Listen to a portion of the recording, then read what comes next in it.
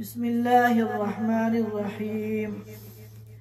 الحمد لله نحمده ونستعينه ونستغفره ونؤمن به ونتوكل عليه ونعوذ بالله من شرور أنفسنا ومن سيئات أعمالنا.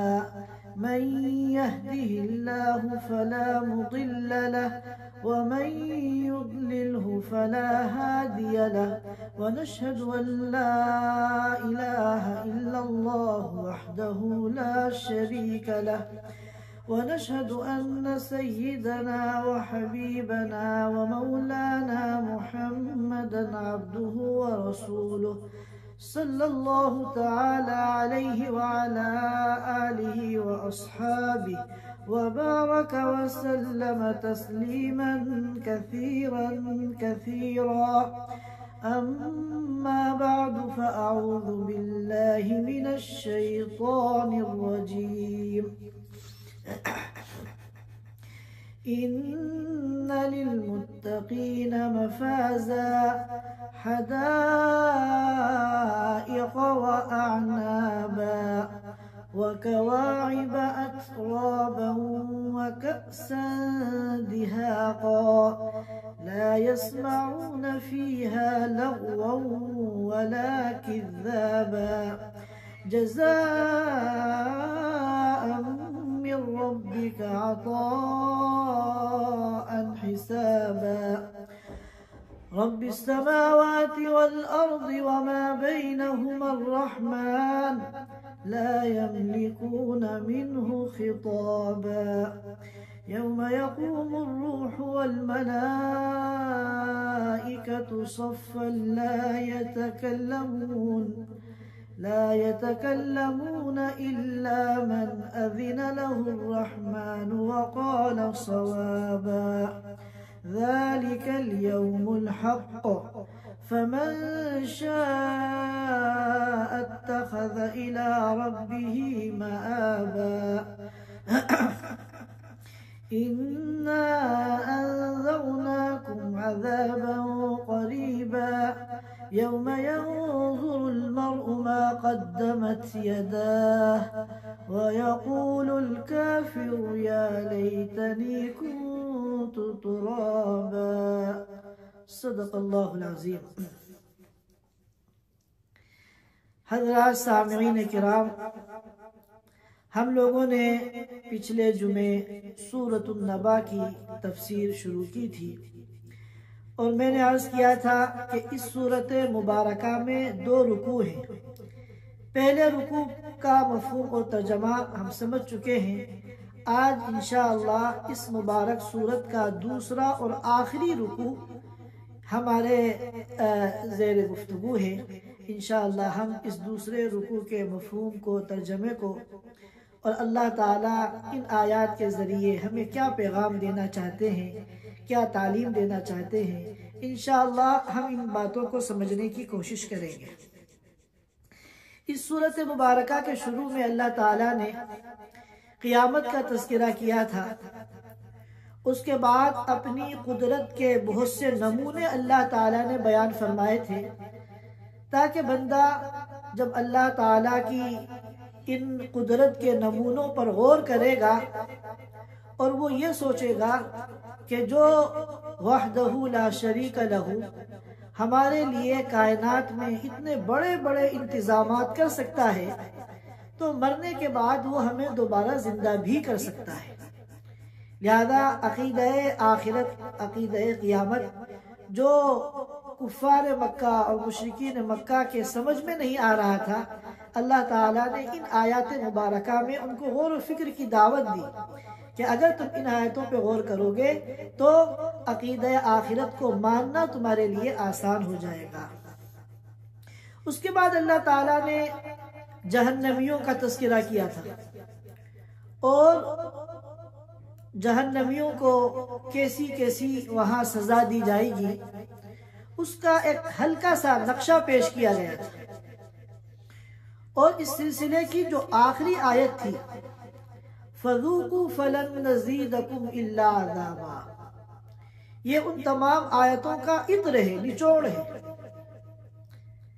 حضرت ابو برزہ رضی اللہ تعالیٰ عنہ فرماتے ہیں کہ میں نے ایک موقع پر اللہ کے رسول صلی اللہ علیہ وسلم سے پوچھا کہ پورے قرآن میں سب سے سخت آیت کون سی ہے؟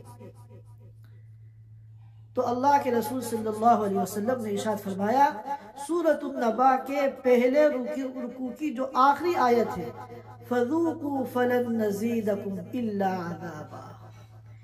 اے مجرموں، اے جہنمیوں، اے کفار، اے مشرکین، اپنے گناہوں کی سزا کو چکھ لو، فَلَن نَّزِيدَكُمْ إِلَّا عَذَابًا۔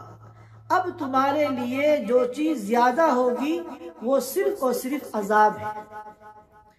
ہر اگلے دن کا عذاب پہلے دن کے عذاب سے زیادہ سخت ہوگا۔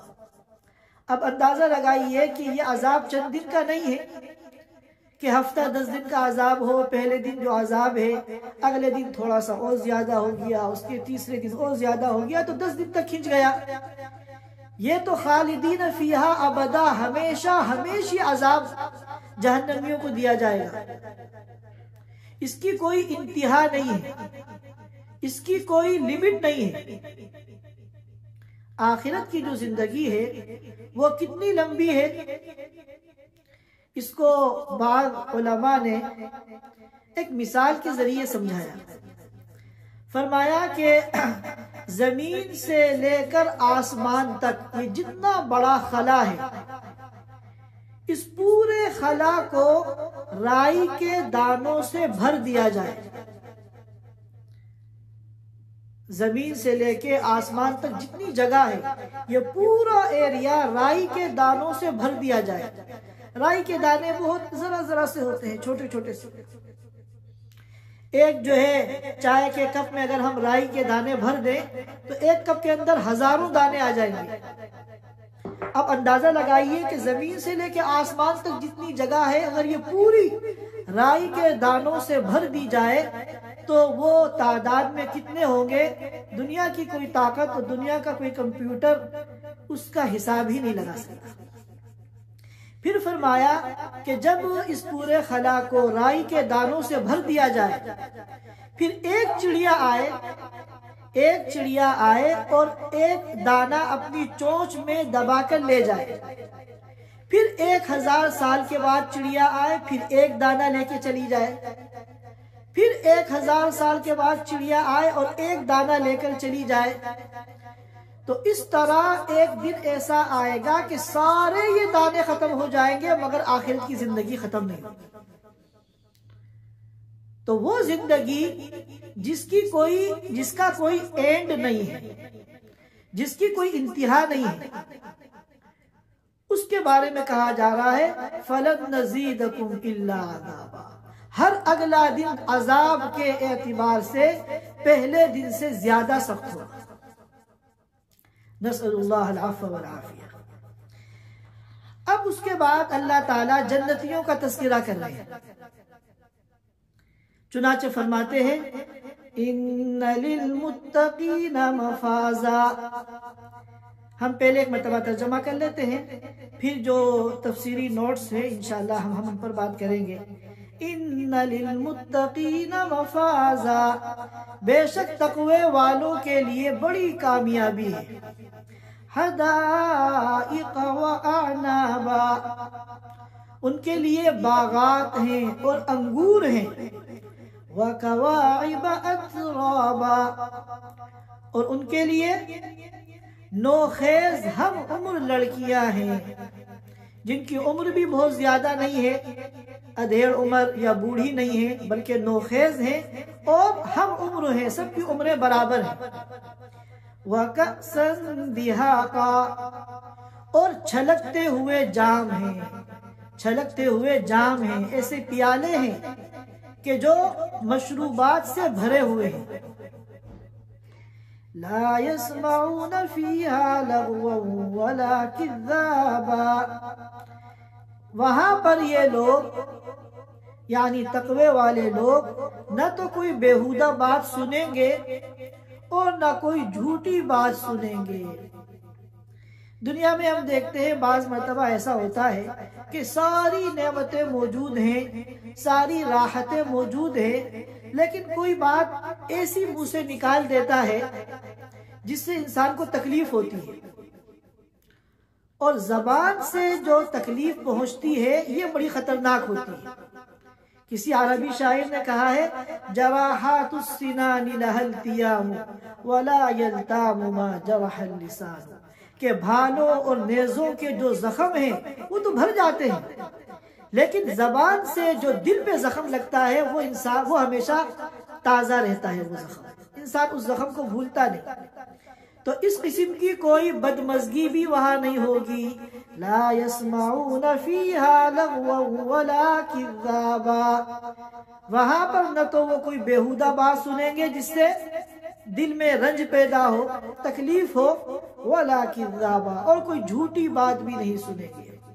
جزاء من ربك عطاء حسابا، یہ بدلہ ہے آپ کے رب کی طرف، یعنی ایسی اللہ کی دین ہے، عطا ہے جو اعمال کے حساب سے ہے، اعمال کے اعتبار سے ہے۔ رب السماوات والارض وما بینہما الرحمن، آپ کا وہ رب جو آسمان، زمین اور جو کچھ ان دونوں کے درمیان میں ہے ان سب کا رب ہے۔ الرحمن، جو بڑا مہربان ہے۔ لا یملکون منہ خطابا، کسی کی ہمت نہیں ہے کہ وہ اس سے بات کر سکے۔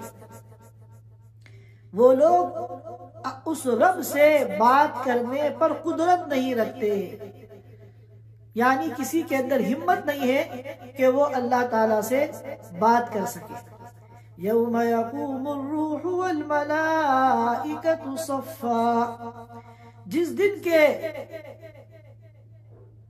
روحیں، انسانوں کی ارواح اور فرشتے لائن بنا کر برابر کھڑے ہو جائیں گے، قطار میں لائن لگا کر سب برابر برابر کھڑے ہو جائیں گے۔ لا يتكلمون الا من اذن له الرحمن وقال صوابا، وہ نہیں بات کر پائیں گے مگر جس کو اللہ اجازت دے اور جو صحیح صحیح بات کرے۔ ذالک اليوم الحق، یہی وہ دن ہے جو برحق ہے، جس کا آنا یقینی ہے۔ فمن شاء اتخذ الى ربه مآبا، لہذا جو چاہے اپنے رب کے پاس ٹھکانہ بنا لے، اپنے رب کی آغوش رحمت کے اندر آ جائے۔ انا انذرناکم عذابا قریبا، بے شک ہم نے تم لوگوں کو ڈرایا ہے ایک ایسے عذاب سے جو ان قریب آنے والا ہے۔ یوم ینظر المرء ما قدمت یداہ، جس دن کہ ہر انسان دیکھ لے گا ان اعمال کو جو ان کے ہاتھوں نے آگے بڑھائے ہیں۔ وَيَقُولُ الْكَافِرُ يَا لَيْتَنِي كُنْتُ تُرَابًا، اور کافر کہے گا کاش کہ میں مٹی بن جاتا، کاش کہ میں بھی مٹی بن جاتا۔ یہ ان آیات مبارکہ کا ترجمہ ہے۔ سب سے پہلی آیت میں اللہ تعالیٰ فرماتے ہیں ان للمتقین مفازا، بے شک تقوی والوں کے لیے بڑی کامیابی ہے، اور جس کامیابی کا اللہ تعالیٰ یہاں تذکرہ کر رہے ہیں یہی حقیقی کامیابی ہے۔ ہم لوگ دنیا کے اعتبار سے ہمارے نزدیک کامیابی کا معیار کچھ اور ہے۔ جس کی تعلیم اعلیٰ درجے کی ہو جاتی ہے ہم اسے کامیاب سمجھتے ہیں، جس کو بہت معقول ملازمت مل جاتی ہے ہم اسے کامیاب سمجھتے ہیں، لیکن جو حقیقی کامیابی ہے وہ اللہ تعالیٰ نے ایک موقع پر بیان کی تھی۔ فَمَنْ زُحْزِحَ عَنِ النَّارِ وَأُدْخِلَ الْجَنَّةَ الجنة فقد فاز وما الحياة الدنيا إلا متاع الغرور. کیا فرمایا تھا؟ فمن زحزح عن النار، جس کو جہنم کی آگ سے بچا لیا گیا، وَأُدْخِلَ الْجَنَّةَ، اور جنت میں داخل کر دیا گیا، فَقَدْ فَاز، تو وہ یقیناً کامیاب ہو گیا، حقیقی کامیابی سے وہ ہمکنار ہو گیا۔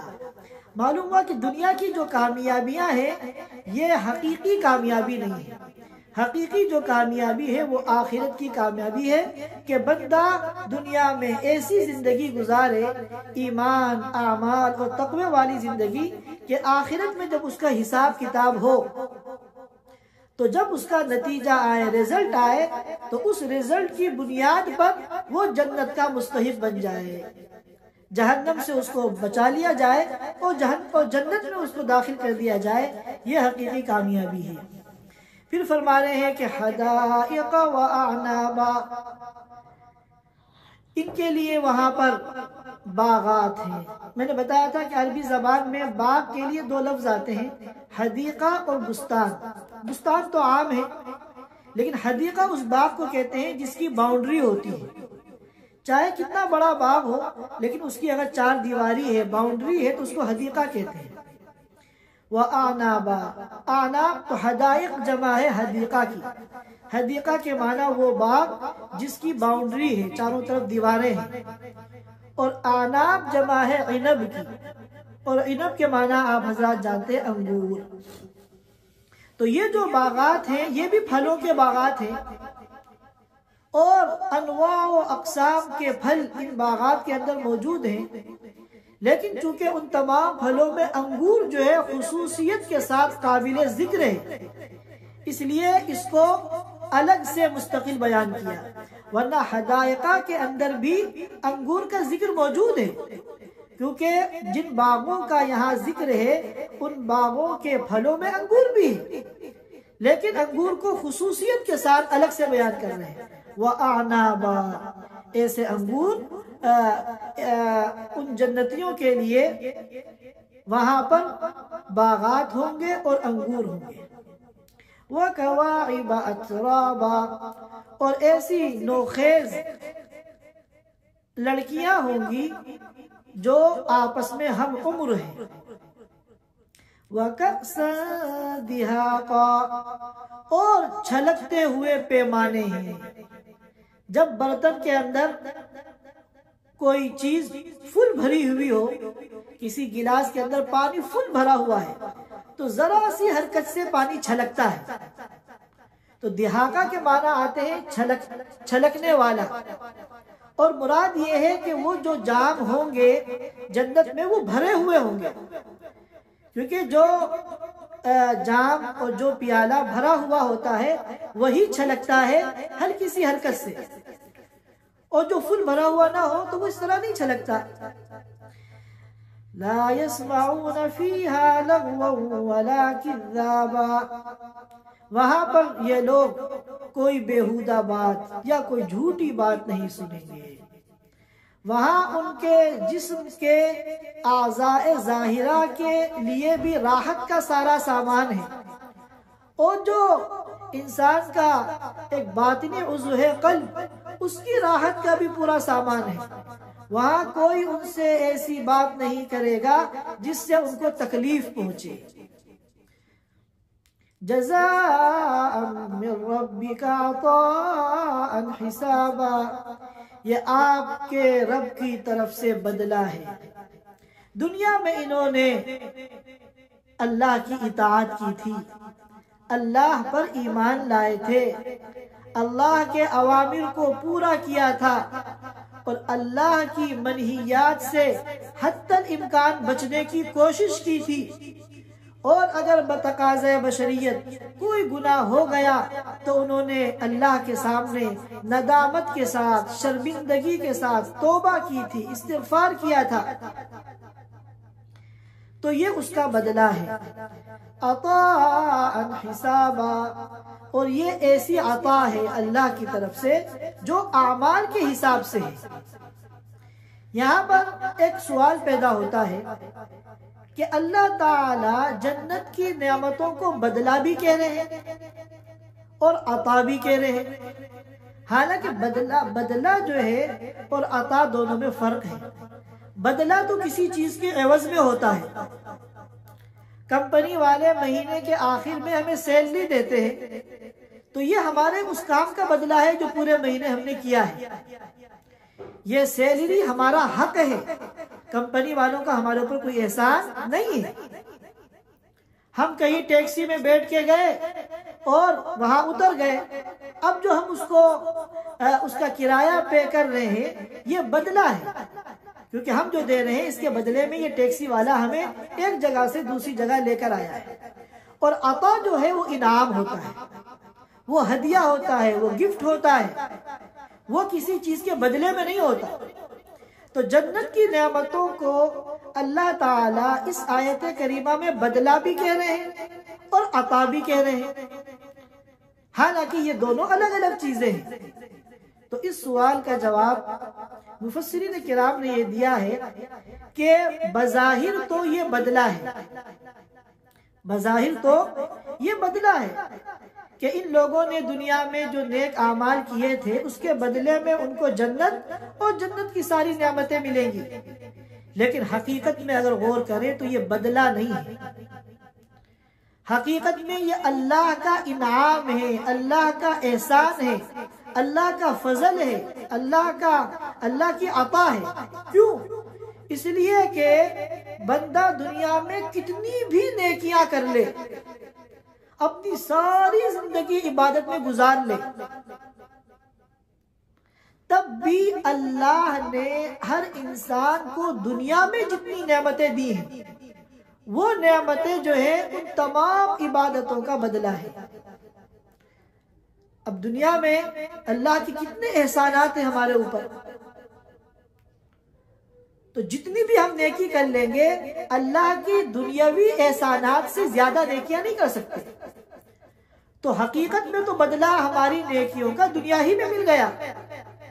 اب آخرت میں جو اللہ تعالیٰ دے رہے ہیں وہ اللہ کی عطا ہے, اللہ کا فضل ہے, اللہ کا احسان ہے. اللہ تعالیٰ آخرت میں یہ کہہ سکتے ہیں کہ تم نے جتنی میرے اطاعت کی ہے, عبادت کی ہے, نئے کام کیے ہیں, سب کا بدلہ مع شیء زائد میں تمہیں دنیا ہی میں دے چکا ہوں. تو اب جنت میں جو مل رہا ہے یہ اللہ کی عطا ہے. لیکن یہ ہے اعمال کے اعتبار سے. دنیا میں جس کے اعمال صالحہ جتنے زیادہ ہوں گے جنت میں اللہ کی نوازشیں اس کے ساتھ اسی حساب سے ہوں گی. تو اسی بات کو یہاں بیان کیا, جزاء من ربک عطاء حسابا, کہ یہ بدلہ ہے آپ کے رب کی طرف سے, وعطاء حسابا, اور ایسی عطا ہے جو اعمال کے حساب سے ہے. جس کے اعمال جتنے زیادہ ہوں گے اسی کے اعتبار سے اللہ تعالیٰ انعامات اور احسانات اور نعمتوں کی وہاں بارشیں کریں گے. رب السماوات والارض وما بینہما الرحمن, یہ آپ کا رب ایسا ہے جو صرف آپ ہی کا پالنے والا نہیں ہے بلکہ تمام کائنات کا رب ہے. تمام آسمان اور تمام زمینیں اور جو کچھ آسمان و زمین کے درمیان میں ہے سب کا رب ہے. الرحمن, بڑا مہربان ہے. اللہ تعالیٰ مہربان بھی ہے, رحمان اور رحیم بھی ہے, عطوف بھی ہے, لیکن اللہ تعالیٰ قہار بھی ہے, جبار بھی ہے. وہ الگ بات ہے کہ ان رحمتی سبقت غضبی, اللہ کی رحمت اللہ کے غضب پہ غالب ہے. اب لا یملکون منہ خطابا, آج تو دنیا میں جب کوئی چیز تقسیم ہوتی ہے تو بہت سے لوگ کھڑے ہو جاتے ہیں کہ ہمیں کم ملا, اس کو زیادہ ملا, یہ جتنے کا مستحق تھا اس کو زیادہ مل گیا, میں جتنے کا مستحق تھا مجھے کم ملا. لیکن وہاں لا یملکون منہ خطابا, کوئی بھی کسی میں ہمت نہیں ہوگی کہ اللہ کے سامنے زبان کھول سکے. یوم یقوم الروح والملائکۃ صفا، جس دن کے ارواح اور فرشتے لائن لگا کر برابر برابر کھڑے ہوں گے۔ روح سے کیا مراد ہے؟ علامہ قرطبی رحمۃ اللہ علیہ نے 8 اقوال اس سلسلے میں نقل کیے، جن میں سے 3 قول میں آپ کے سامنے ذکر کر دیتا ہوں۔ ایک قول تو یہ ہے کہ روح سے مراد ہے جبریل امین، گرچہ ملائکہ میں بھی وہ شامل ہے، لیکن چونکہ وہ تمام فرشتوں کے سردار ہیں اس لیے ان کو خصوصیت کے ساتھ الگ بھی بیان کیا، یوم یقوم الروح والملائکہ۔ اور دوسرا قول یہ ہے کہ روح یہ اللہ کی ایک مخلوق ہے جو فرشتوں کے علاوہ ہے، اور اس مخلوق کے ہاتھ بھی ہیں، پیر بھی ہیں، اور یہ کھاتے پیتے بھی ہیں، لیکن یہ انسان نہیں ہے، لیکن یہ مخلوق انسان نہیں ہے، اللہ کے لشکروں میں سے ایک لشکر ہے۔ تو دوسرا قول یہ ہے کہ یہ مخلوق یہاں مراد ہے، اور تیسرا قول یہ ہے کہ یہاں روح سے انسان مراد ہے، یعنی الروح کا مطلب ہے ذو روح، روح والے یعنی انسان۔ تو انسان کی ارواح اور فرشتے یہ صف بنا کر کھڑے ہوں گے۔ لا يتكلمون الا من اذن له الرحمن وقال صوابا، نہیں بات کر سکتے ہیں، نہیں بات کریں گے مگر من اذن له الرحمن، مگر جس کو اجازت دیں گے اللہ، وقال صوابا، اور وہ ٹھیک ٹھیک بات کہے گا۔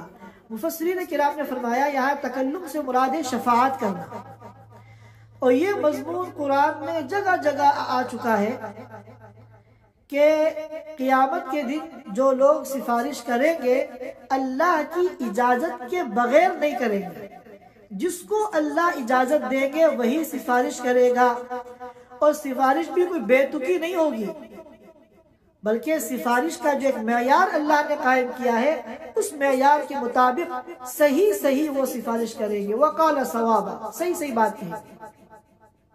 ذالک الیوم الحق، یہی وہ دن ہے جو برحق ہے۔ فمن شاء اتخذ الى ربه مآبا، لہذا ابھی بھی وقت ہے تم لوگوں کے پاس، جو چاہے اپنے رب کے پاس ٹھکانہ بنا لے۔ اللہ کے پاس ٹھکانہ بنانے کا کیا طریقہ ہے کہ نیک کاموں کا اہتمام کرے اور گناہوں سے بچے، کیونکہ جب انسان نیک کام کرتا ہے تو اللہ کے قریب ہوتا ہے، اور جب نیک اعمال کرتا رہے گا تو اللہ کے قریب ہوتے ہوتے اللہ کو وہ ٹھکانہ بنا لے گا، اللہ کی آغوش رحمت میں پہنچ جائے گا، اور گناہ جب بندہ کرتا ہے تو وہ اللہ سے دور ہوتا ہے۔ جتنے گناہ کرے گا اللہ سے دور ہوتا چلا جائے گا، اور جتنے نیک کام کرے گا اللہ سے قریب ہوتا چلا جائے گا، یہاں تک کہ وہ اللہ کو اپنا ٹھکانہ بنا لے گا، اللہ کی آغوش رحمت کے اندر آ جائے گا۔ اِنَّا أَنذَرْنَاكُمْ عَذَابًا قَرِيبًا، بے شک ہم نے تم کو ڈرایا ہے ایک قریب آنے والے عذاب سے۔ بعض مفسرین نے فرمایا کہ یہاں عذابًا قریبا سے دنیاوی عذاب مراد ہے، کہ بعض مرتبہ اللہ تعالیٰ سرکشوں کو اور گمراہی کرنے والوں کو دنیا ہی میں پکڑ کرتے ہیں اور ان کو سزا دیتے ہیں، اور بعض کی سزا اللہ تعالیٰ آخرت کے لیے متعین کر دیتے ہیں۔ دنیا میں تو وہ مزے کرتے رہتے ہیں، جب آنکھ بند ہوگی اس دنیا میں، آخرت میں جب پہنچیں گے وہاں ان کو ساری سزا ملے گی۔ بعض نے کہا کہ عذاباً قریبا سے مراد آخرت ہی کا عذاب ہے، اور قریب اس وجہ سے کہا کہ جو چیز آنے والی ہو، ما اقرب ما ہوا آت، یہ ایک عربی کا محاورہ ہے، ما ابعد ما ہوا فات، کہ جو چیز گزر گئی وہ بہت دور چلی گئی، کیونکہ اب وہ واپس نہیں آ سکتی۔ اب 5 منٹ پہلے کا جو وقت ہے، گرچہ اس کے گزرے ہوئے صرف 5 منٹ ہوئے ہیں، لیکن یہ بہت دور چلا گیا، اب یہ کبھی واپس نہیں آ سکتا۔ اور ما اقرب ما ہوا آت، جو چیز آنے والی ہے وہ بہت قریب ہے۔ اب قیامت یقیناً آنے والی ہے، تو چاہے کتنے بھی سال ہو، وہ چونکہ یقینی طور پر ایک نہ ایک دن آئے گی، تو گویا کہ وہ قریب ہے۔ یوم ینظر المرء ما قدمت یداہ، جس دن کے ہر انسان دیکھ لے گا ما قدمت یداہ، جو کام اس کے ہاتھوں نے آگے بڑھائے ہیں۔ جو بھی ہم 24 گھنٹے کی زندگی میں چلتے پھرتے اٹھتے بیٹھتے کام کرتے ہیں، چاہے وہ خیر کا کام ہو، اعمال صالحہ ہو، یا شر کا کام ہو، اعمال سیئہ ہو، ان کی کہانی یہی ختم نہیں ہوتی، بلکہ ہر عمل کر کے ہم اس کو آگے بھیج دیتے ہیں، اور اس کا فائلوں میں اندراج ہوتا ہے، اور پھر اس کا حساب و کتاب ہوگا قیامت کے دن۔ اگر وہ نیک عمل ہے تو جزا اور بدلہ ملے گا اس کا، برا عمل ہے تو سزا ملے گی اس کی۔ تو قیامت کے دن دنیا میں تو ہم بہت سے کام صبح کر کے شام کو بھول جاتے ہیں، بہت سے اچھے یا برے کام شام کو کر کے صبح تک بھول جاتے ہیں، لیکن قیامت کے دن بندے کی فائلیں اس طرح کھلیں گی کہ کوئی بھی عمل جو اس نے دنیا میں اچھا یا برا کیا ہے وہ چھٹے گا نہیں۔ چنانچہ انسان اپنی فائل کو دیکھ کے حیران رہ جائے گا، کہے گا ما لہذا الکتاب لا یغادر صغیرۃ ولا کبیرۃ الا احصاها، کہ یہ کیسی کتاب ہے، یہ کیسی فائل ہے کہ چھوٹا بڑا کوئی بھی عمل اس نے چھوڑا نہیں، سب کچھ اس کے اندر لکھا ہوا ہے۔ لا یغادر صغیرۃ ولا کبیرہ۔ تو قیامت کے دن جب دوبارہ زندہ ہوں گے، میدان حشر میں پہنچیں گے، تو گویا کہ ہر انسان کے سامنے اس کی زندگی کی پوری ریل چلا دی جائے گی، اور وہ حیران رہ جائے گا، اس ریکارڈنگ پر حیران رہ جائے گا۔ اور پھر فرمایا وَيَقُولُ الْكَافِرُ يَا لَيْتَنِي كُنْتُ تُرَابًا، اس دن کافر کہے گا کاش کہ میں بھی مٹی ہو جاتا۔ مفسرین کرام نے کہا یہ کافر کس موقع پر کہیں گے؟ جب اللہ تعالی زمین کو برابر کر کے سارے جانوروں کو، چرندوں کو، پرندوں کو، درندوں کو، سب کو جمع کریں گے، اور پھر انہوں نے آپس میں ایک دوسرے کے اوپر جو ظلم کیے ہوں گے دنیا میں، ان کا بدلہ ایک دوسرے سے دلایا جائے گا۔ یہاں تک کہ حدیث میں آتا ہے کہ دنیا میں ایک سینگ والی بکری نے اگر کسی بغیر سینگ والی بکری کو مارا ہوگا تو یہ بدلہ بھی وہاں پر دلایا جائے گا، اور پھر جب ان جانوروں کے سارے بدلے ہو جائیں گے تو اللہ کا حکم ہو جائے گا کونو ترابا، تم سب مٹی ہو جاؤ، چنانچہ وہ سارے جانور مٹی ہو جائیں گے۔ یعنی نہ تو جنت میں جائیں گے کہ مزے کریں، اور نہ جہنم میں جائیں گے کہ تکلیف اٹھائیں، بلکہ ان کو مٹی بنا دیا جائے گا، ان کی کہانی ختم۔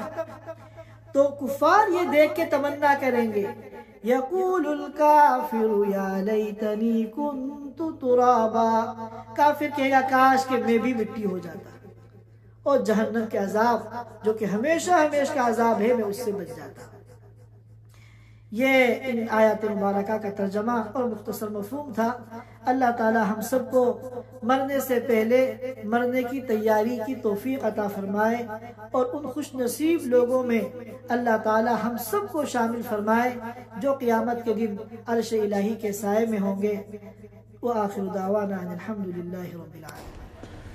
Thanks for watching. Don't forget to like, comment, share and subscribe to Al Wahid channel.